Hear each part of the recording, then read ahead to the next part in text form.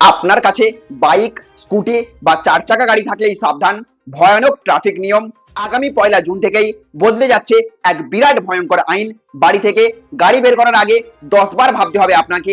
এই আইন সম্পর্কে না হলেই আপনার জন্য অপেক্ষা করবে ফাইন, আর তাও আবার 1 টাকা 2 টাকা নয়, এক ধাক্কায় 25,000 টাকা পর্যন্ত জরিমানা করা হতে পারে আপনাকে, যদি আপনি ট্রাফিক নিয়মের এই আইন লঙ্ঘন করেন।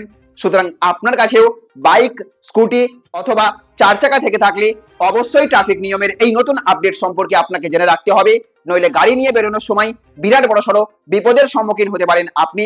বাংলায় নতুন মুখ্যমন্ত্রী হয়ে কড়া অ্যাকশন শুভেন্দু অধিকারীর। তো চলুন সরকারের তরফ থেকে নতুন নিয়মে কি জানানো হয়েছে আজকের ভিডিওতে বিস্তারিতভাবে আমরা জেনে নেব।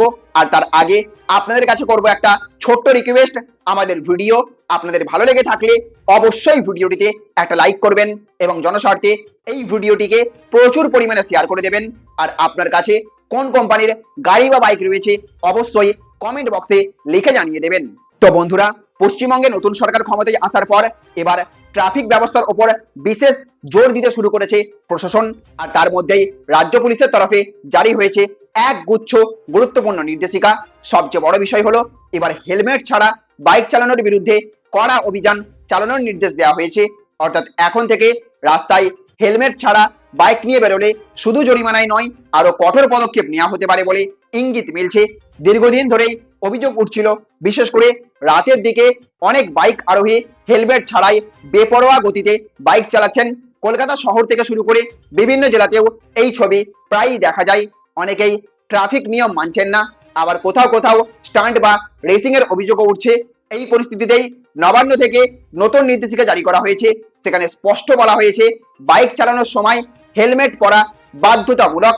ট্রাফিক বিভাগ এবং স্থানীয় থানাকে যৌথভাবে বিশেষ অভিযান চালাতে হবে, এমনটাই নির্দেশ জারি করা হয়েছে। নিয়মিত রিপোর্ট সংগ্রহ করবেন এডিজি ট্রাফিক, এবং হেলমেট ছাড়া কেউ যাতে বাইক না চালান সেটাও নিশ্চিত করতে হবে।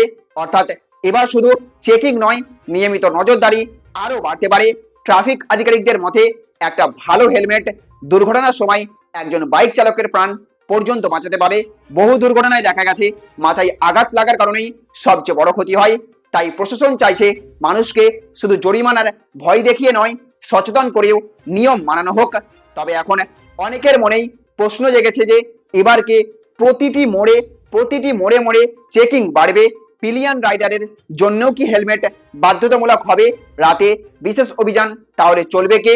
দেখুন, এখনো সব বিস্তারিত গাইডলাইন প্রকাশ করা হয়নি সরকারের তরফ থেকে।